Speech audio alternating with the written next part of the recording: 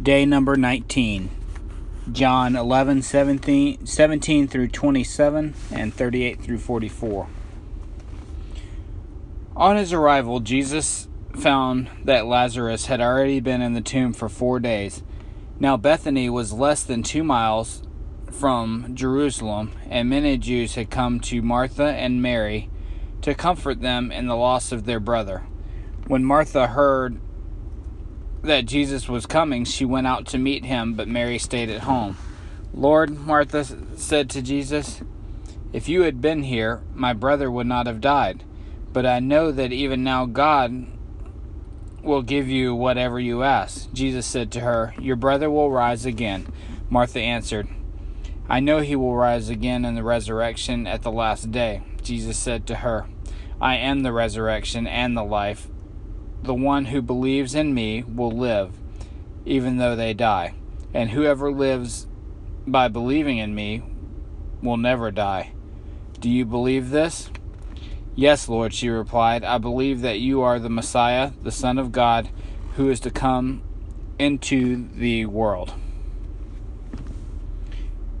Jesus, once more deeply moved, came to the tomb. It was a cave with a stone laid across the entrance. "Take away the stone," he said. "But Lord," said Martha, the sister of the dead man, by this time there was a bad odor, for he had been there for 4 days. Then Jesus said, "Did I not tell you that if you believe, you will see the glory of God?" So they took away the stone. Then Jesus looked up and said, "Father, I thank you that you have heard me. I knew that you always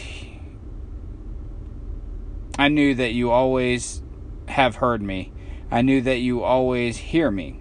But I said this for the benefit of the people standing here, that they may believe that you sent me." When he had said this, Jesus called in a loud voice, "Lazarus, come out." The dead man came out, his hands and feet wrapped with strips of linen and cloth around his face. Jesus said to them, "Take off the grave clothes and let him go." Graduation day on the flats, and there were Joe Hamilton and Brian Oliver, two of the most famous athletes in Georgia Tech history, making their family, coaches, themselves, tech administrators, and NCAA statisticians everywhere happy by receiving their diplomas.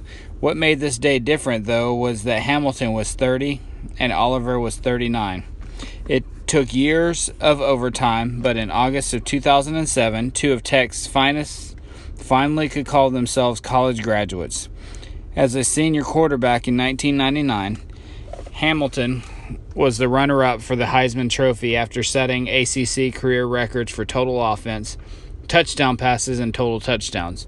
Oliver was a basketball All-America in 1989 and 1990 and the team captain of the 1990 ACC champions that advanced to the Final Four. Despite their athletic accomplishments, though, both men felt keenly the absence of a college diploma.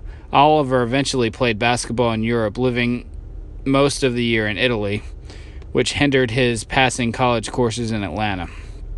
With his wife encouraging him, he used his vacation time to attend summer school. Hamilton gave motivational speeches to children, but he always harbored a secret worry that a child would ask him if he had earned his college degree. Tech Sports published Mike Stammis said Oliver's 17-year gap between his final college game and his final college exam was unique. "We've had a few others, but nobody like this," Stammis said. For Joe Hamilton and Brian Oliver, it was never too late to finish what they had started. Though we may make all kinds of excuses, it's never too late for life-changing decisions and milestones. This is especially true for our faith life, which is based on God's promises through Jesus Christ. He showed up in Bethany 4 days late, as Martha pointed out, having seemingly dawdled a little, as though the death of his friend Lazarus really didn't matter to him.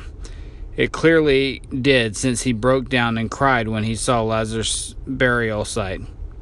He wasn't late, he was right on time, because with Jesus there are no impossible situations or circumstances. This is true in our own lives, no matter how hopeless our current circumstances may appear to us. God has made us all a promise of new life and hope through Jesus Christ. At any time in our lives, we can regret the things we have done wrong and the way we have lived.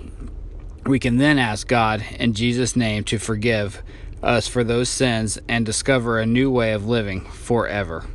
With Jesus, it's never too late. He is always right on time. It's never too late to achieve success in sports. Brooke DeLynch, writer and lecturer on children and sports. It's never too late to change a life by turning it over to Jesus.